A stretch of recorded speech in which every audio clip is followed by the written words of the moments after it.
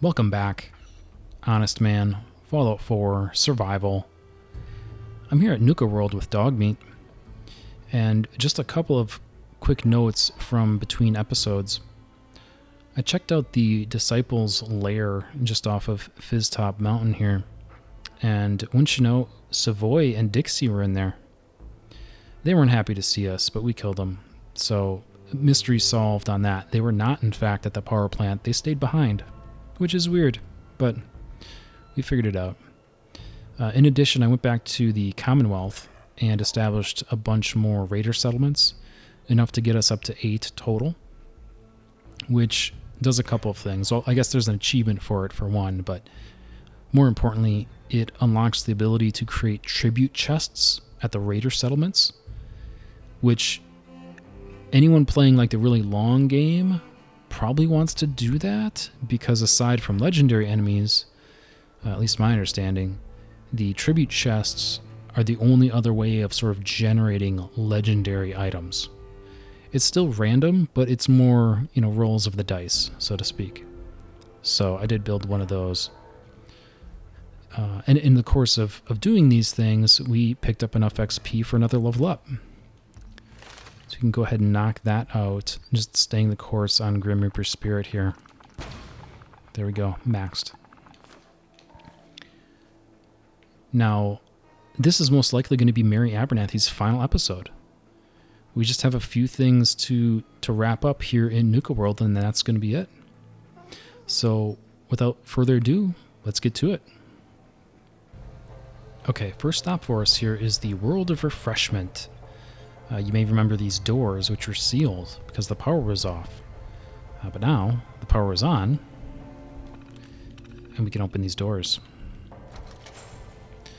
There are some turrets waiting for us on the other side, which is rude, but that's actually a lot of XP for a turret. So don't mind that. And then we have an elevator. It's going to take us further down.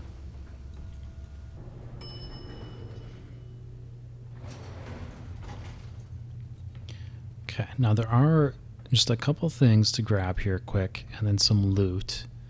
We have a holotape here. So, Rex, what did Dr. Levitt say? It was like we expected. She won't be joining Project Cobalt. Didn't you tell her how important this is to the country? I mean, if she hasn't noticed, we are at war. I didn't even get that far in the conversation. She still thinks all we're doing here is making soda, for God's sakes. It's a shame, too, because she's the best organic chemist we have. I guess we'll just have to rely on Dr. Medford from now on. Wait, she's leaving?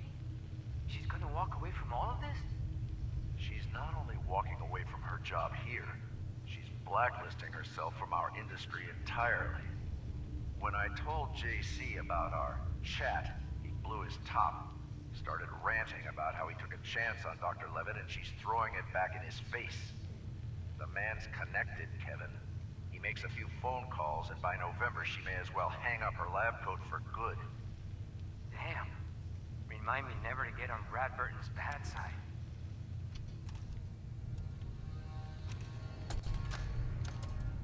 You wanted to talk, so talk.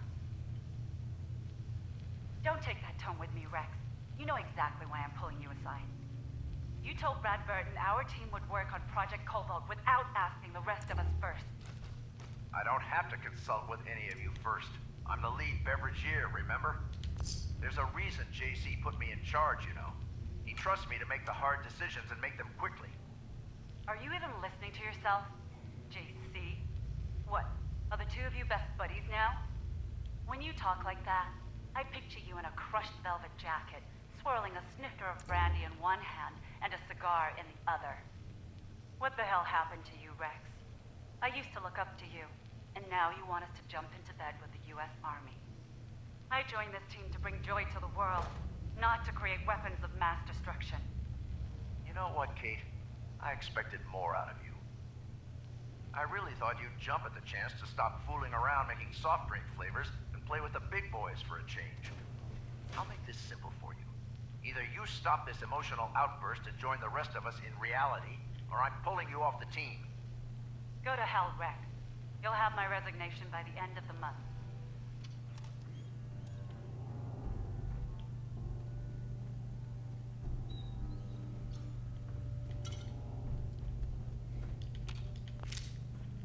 Oh, there it is.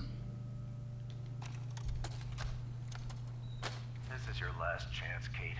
I could still convince JC to keep you here if you just agree to join Project Cobalt. First of all, I'm not Kate to you. Not anymore. And second of all, no thanks. I'm done being your lab rat. I already have my things packed, and I'll be out of here by tomorrow. So until then, why don't you just stay out of my way? Come on, Dr. Levitt, be reasonable. After the U.S. wins this war, I'm sure they'll close Project Cobalt, and we can get back to making people happy. You're one of the most talented scientists I've ever had the pleasure of working with, and I really hate to see you go. I'm with Dr. Bennell. I mean, it's just not going to be the same without you here. I appreciate what you're both saying, but my mind's made up. Brad Burton might own half of Massachusetts, but I'll be damned if I'm going to let him own me. And if you two were smart, you'd both get out of here.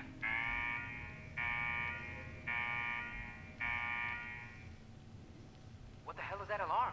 What's that noise? Oh my God, it's happening. How could it be happening now? I thought we were winning this war. Have they launched missiles at us? Damn it, I wish we could see what was going on outside.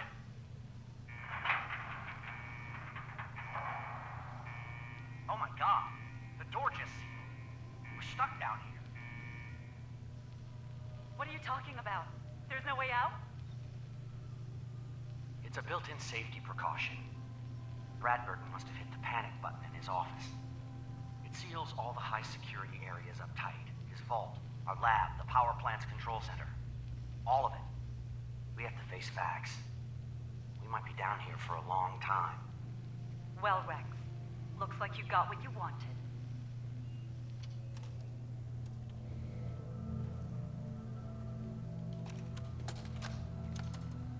I don't care if Bradberton made you the Pope. You're not telling me what to do anymore. We've been stuck down here for weeks. There's no Bradberton anymore. There's no Nuka-World anymore. No nothing anymore. Don't you get it, Rex? We're done. Humanity's done. We might be all that's left. And you want to continue working on this bullshit project? Why don't you wake up, Kate? You don't know what's going on out there. There could be Chinese soldiers right above us and we'd never know. Project Cobalt could be the thing that saves us. Saves America. We have to keep working. I wish the two of you would stop fighting. We need to keep level heads if we're going to survive. Look, Kate, maybe Rex is right. Maybe if we concentrate on our work, it'll take our mind off of things for a while. None of us want to end up like Dr. Medford.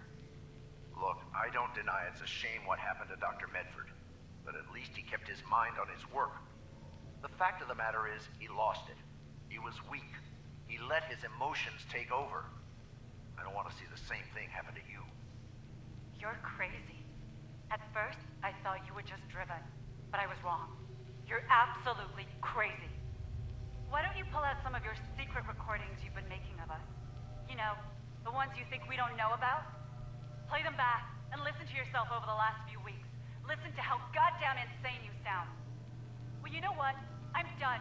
I'm done with you, and I'm done hiding down here, waiting until you snap.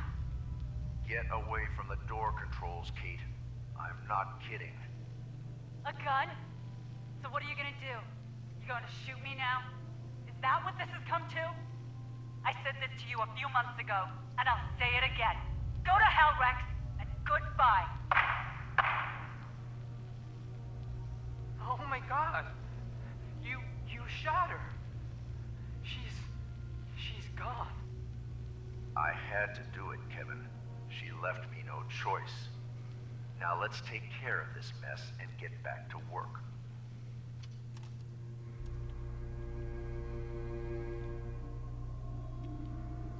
It's finally complete. Despite the treason and cowardice from my fellow beverageers, I finally completed the stable weaponization of Quantum. I've triggered the military notification switch, so it's only a matter of time now. Haven't been feeling well since going into the reactor after Benel. Think I'm going to just rest here till my extraction team arrives. Yeah, your extraction team. Excellent. Here are the schematics for quantum grenades and thirst zapper modifications. Because now we can modify the thirst zapper to shoot quantum. And we can make quantum grenades. Yes. Which is fancy. There also is a bit of lore here. And there's a bunch of information on here, but much of it is sort of redundant with the tapes we just listened to. But this piece I'll read. I thought Kevin was with me on Project Cobalt. We've been safe down here for over a year now, and there's no reason we couldn't keep going for at least another 6 months. Turns out he'd been plotting for weeks to try to leave the lab through the reactor's emergency overflow, probably trying to sell my work to the goddamn enemy. I couldn't let him go. I know I managed to hit him a few times with my pistol before he disappeared down the overflow tunnel.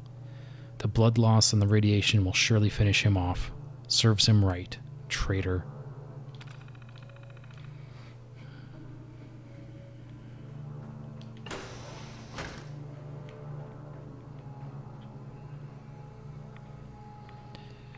And this is going to be a hot trip, but we'll try to be quick. I don't want to pop Rad-X.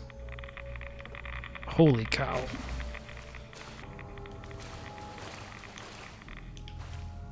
There we go. And yeah, here we find him, or what's left of him.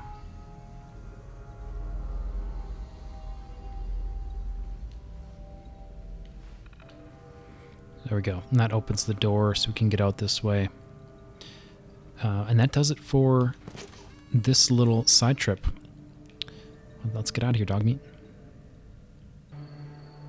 Okay, next stop for us is the Grandchester Mystery Mansion, which is in the southwest corner of Nuka-World.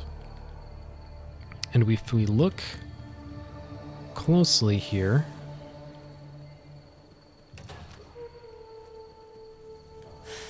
we can see what looks like a little girl. And her head's moving. Yep. She's absolutely moving.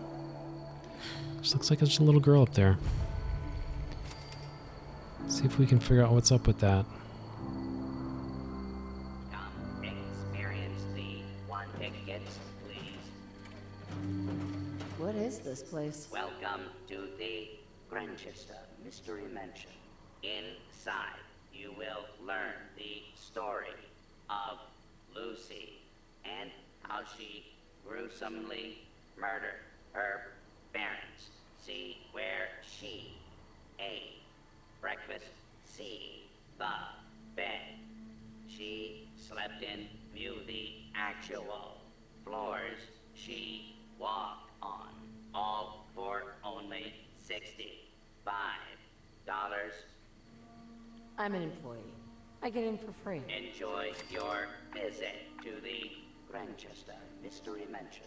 Kicking or spray painting the animatronic models is prohibited. Why did little Lucy gruesomely kill her parents? It's a mystery. See where The story of the Grandchester Mystery Mansion. She was just up there. With Morticia and Hannibal Grandchester.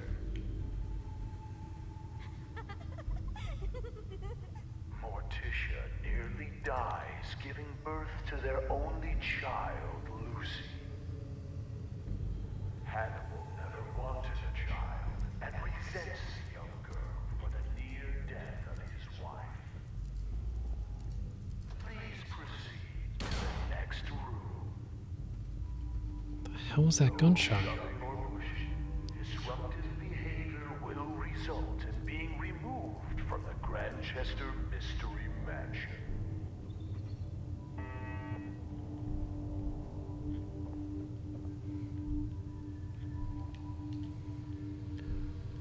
Morticia Granchester ordered this stairway to nowhere built in an effort to confuse the evil spirits possessing her daughter Lucy.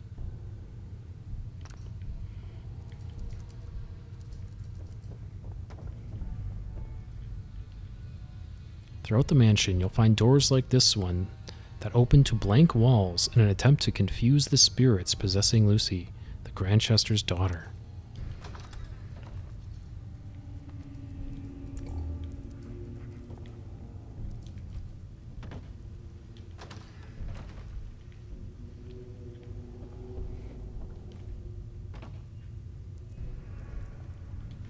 Trap here. As a young child, Lucy proves difficult for her elderly parents.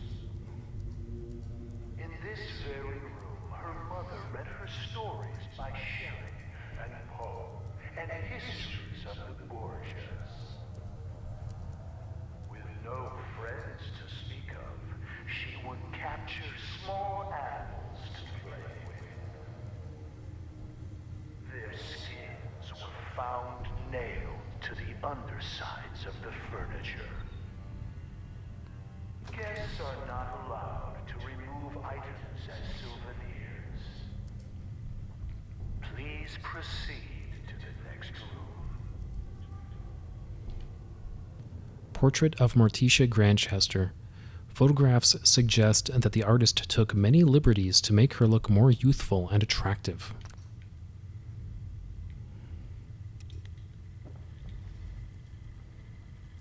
Morticia was soon convinced her daughter was possessed.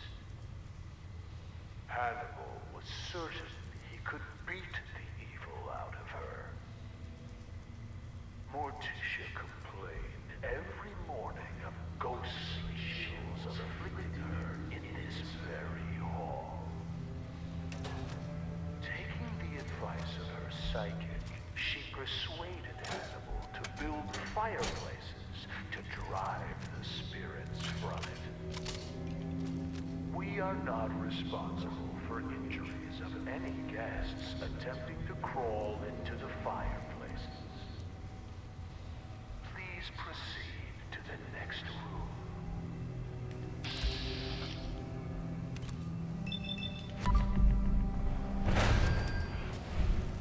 There's a lot of XP for that.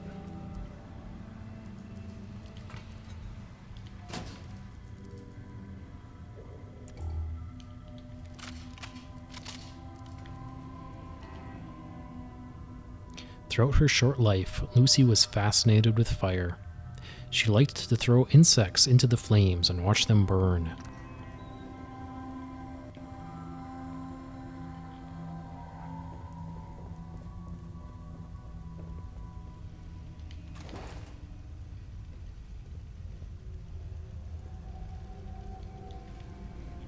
Tripwire here.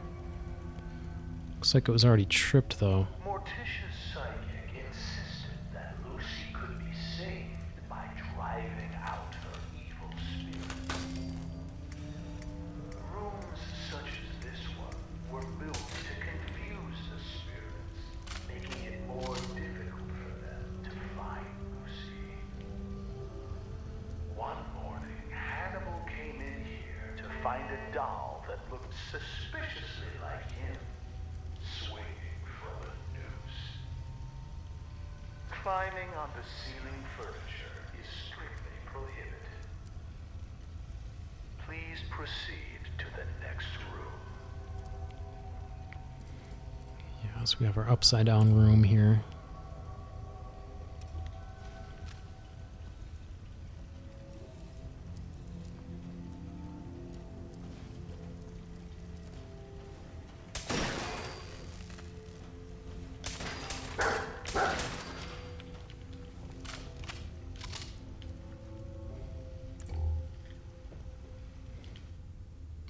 After creating this upside-down room, the Granchesters stopped receiving visitors. Most of their high society friends had begun to shun them by then anyway.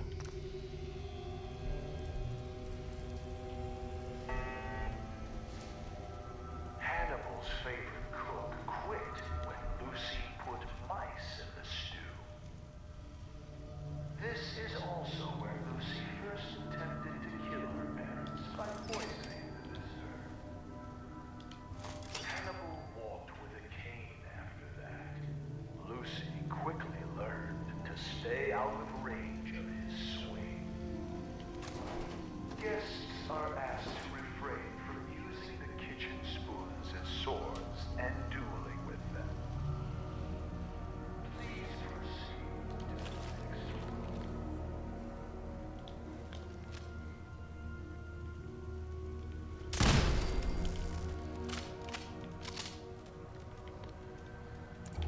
Okay, we're going to keep on the tour, but we have a quick little detour here.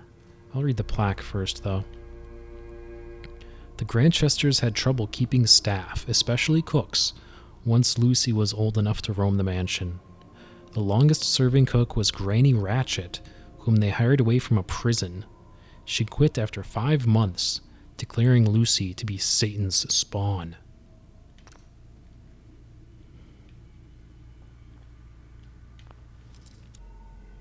Nice.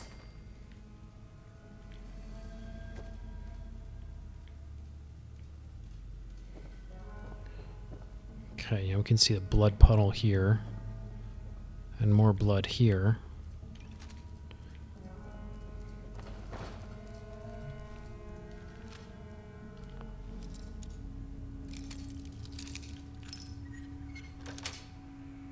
That's it.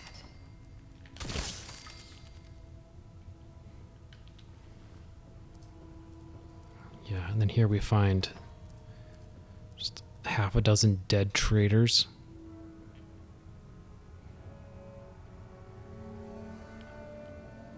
It's not cool, Dogmeat. It's not cool at all. Alright, we're gonna head back up. Back to the tour.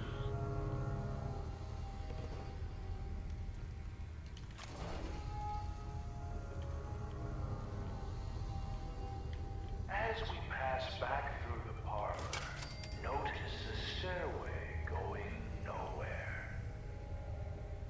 This was yet another attempt by Morticia to confuse the evil spirits possessing her daughter. It is not permitted to dangle small children over the railing as you proceed to the next room.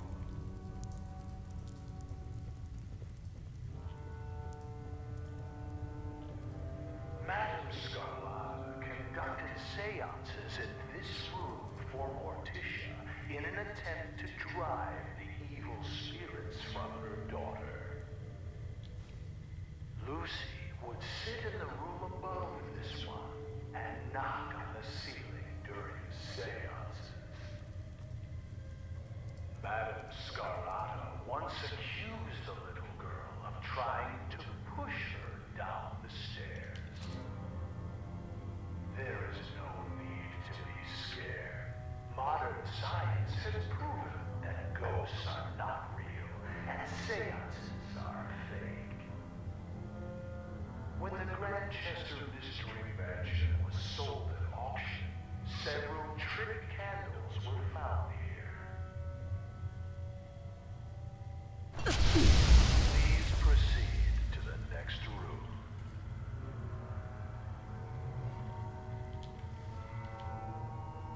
When curators investigated this room, they found a variety of hidden speakers, tripwires, fog machines, and other devices clearly used to stage false seances.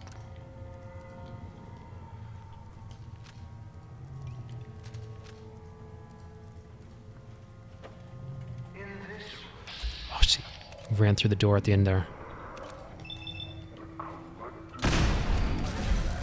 Lucy Granchester's short time on this earth. Replicas of these items may be purchased in a souvenir shop. What child would not want to play with a toy boning knife like the one Lucy used to skin small animals? For adults, functional replicas are available. When you are done browsing, please proceed to the next room.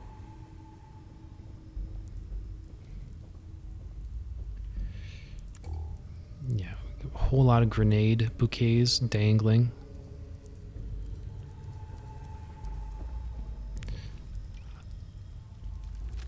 I wonder if we can just... There we go. We'll take it.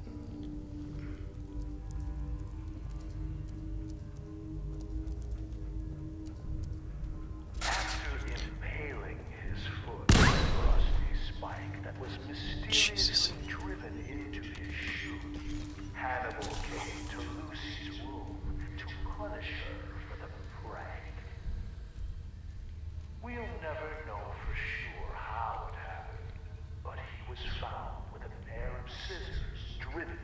his eye and into his brain.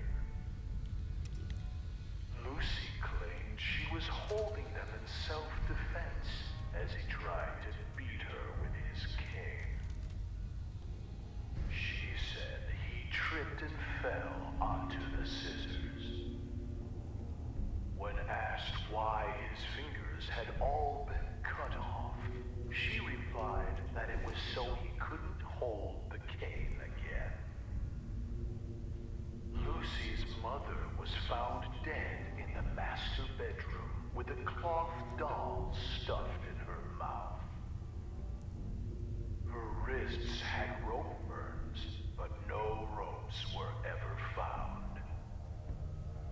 Lucy insisted that the doll was solely responsible because Morticia wouldn't give her a kiss goodnight. Lucy was committed to an asylum. On her 18th birthday, she escaped. 9 days later, she was found hanging in the attic, dead from an apparent suicide. Please proceed to the next room.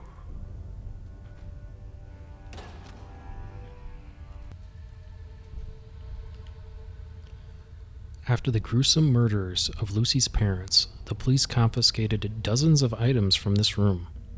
There were assorted knives, makeshift weapons, animal bones, and toxic substances.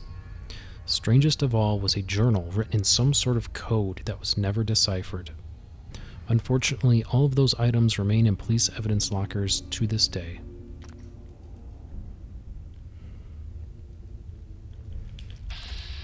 Here we have Zachariah, who couldn't quite deal with my sneakiness. There we go.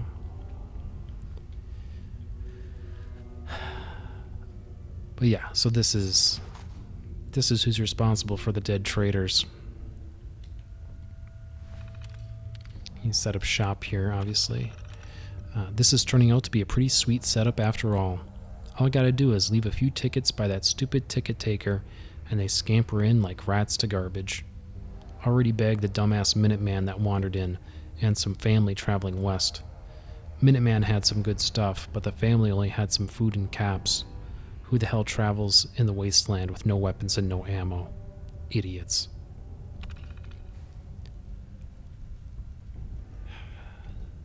So yeah, it's Zachariah.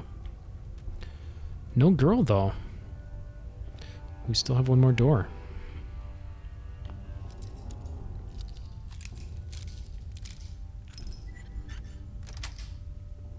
That's it.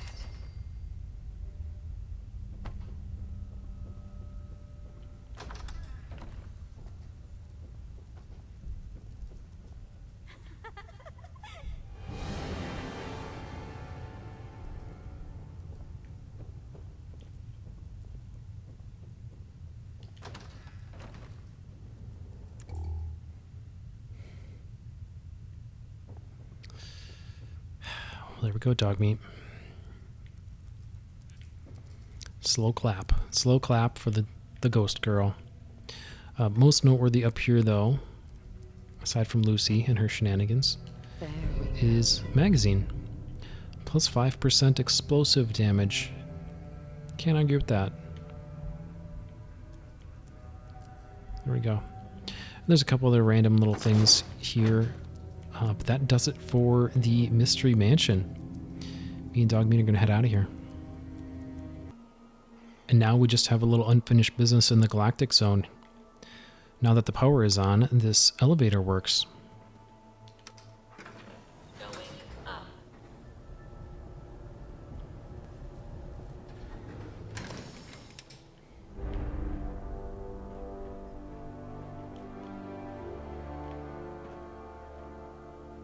And you can see the ride operating down there. Other things moving, not the power is on.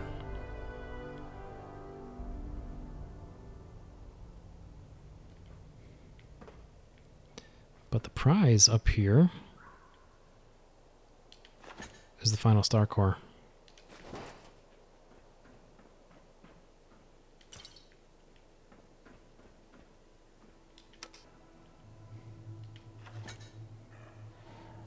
we go. That's the last one. Now we can open this guy.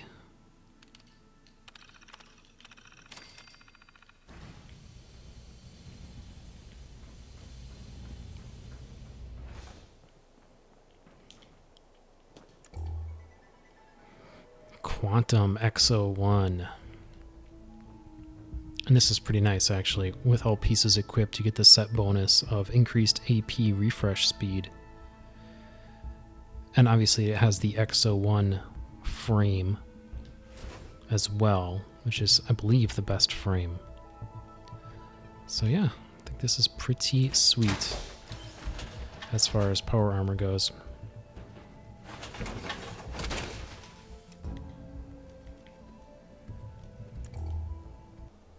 And I think that's going to be a wrap for the last time at the end of Mary Abernathy's journey. I think we accomplished basically everything. Oh, and I did pick up a level up there at the very end. So we can go tag that. And I think what I'll do here is I'll just put this into pickpocket. I do have a piece of Nuka-World gear. And hypothetically, I'm still looking for upgrades in 1 or 2 spots. So if I want to upgrade that piece of equipment specifically, I will need pickpocket 2 to get the ultra lightweight. So I'll dump one into pickpocket. And I guess while I have this open, I feel like we got through basically everything worth doing. There's some Minuteman sort of stuff, and maybe there's a gem in here that I'm not aware of, but I don't think so. And then obviously cleansing the Commonwealth and Quarter Mastery. Those are just grind quests for the Brotherhood. Yeah, so I don't think we really missed much. The Disappearing Act, I didn't go through this. The Disappearance of Earl Sterling. It's a really short little vignette, little mystery inside Diamond City. And I'll leave that one on the shelf. The reason I didn't do it is because if you do it, then the doctor in Diamond City moves into the basement instead of standing outside, which is a big pain in the butt because I don't want him to do that. Having my home base, so to speak, in Hangman's Alley, and not having deep enough into charisma and whatnot to have my own doctor, I routinely run over to Diamond City for doctoring. So having to go into the basement to access him, I just didn't want to do that. So that's why this one was strategically left unfinished. Vault 88, this was a DLC. I think it's basically the only DLC that we didn't touch. There's really nothing to it. It's basically just a huge dungeon crawl. So basically zero story. There is a little bit of a story, but I didn't think it was worth going down there and spending time on, quite frankly. And yeah, and just some miscellaneous stuff down here. So I think we did pretty good. And I got every magazine worth talking about we got. I feel like all the major loot we accounted for. I tried to hit all the major story beats. So yeah, I think that's going to be a wrap. There is one other thing I definitely want to make note of, which is the open season quest in Nuka-World. Now this is the quest where you can choose to kill the raider bosses. Now, and you get it through a gal, I believe her name is Mackenzie, in the market. She's the doctor out there. I deliberately avoided talking to her. And the reason is because if you start open season and then progress through these raider quests that we did in the past few episodes, it fails open season and you lose your opportunity. But if I go engage her now, I can start that quest. She can have me kill the remaining bosses if I want. Obviously, that makes me enemies of those raiders, so those settlements that I just established in the Commonwealth, they're all going to hate me now if I did that. But I did definitely want to make note of that if you kind of wanted to go down that path. But, I mean, if you're this far invested into this sort of Nuka Raider line, right, part of the payoff is those tribute chests and to be able to essentially sort of farm legendary equipment. And if you burn the bridge with the raiders, I don't believe you can utilize those appropriately anymore. So that's why I'm going to hold off on that. But just wanted to make a special note of that in case folks want to explore that as well. There's no real story. It's just you kill the raiders. And certainly that's a path that I took on my first playthrough, my blind playthrough. So if you're really curious, you can go check that out on the first playthrough. But I think that's it. I'm going to have sort of an epilogue episode coming up where I'm going to compile some of my thoughts about the playthrough and some other things, the various companions, and look forward to that. But that'll be the end of the Mary Abernathy story. So thank you all so much. I hope you enjoyed the journey. Please like and subscribe. Honest Man. We'll see you next time.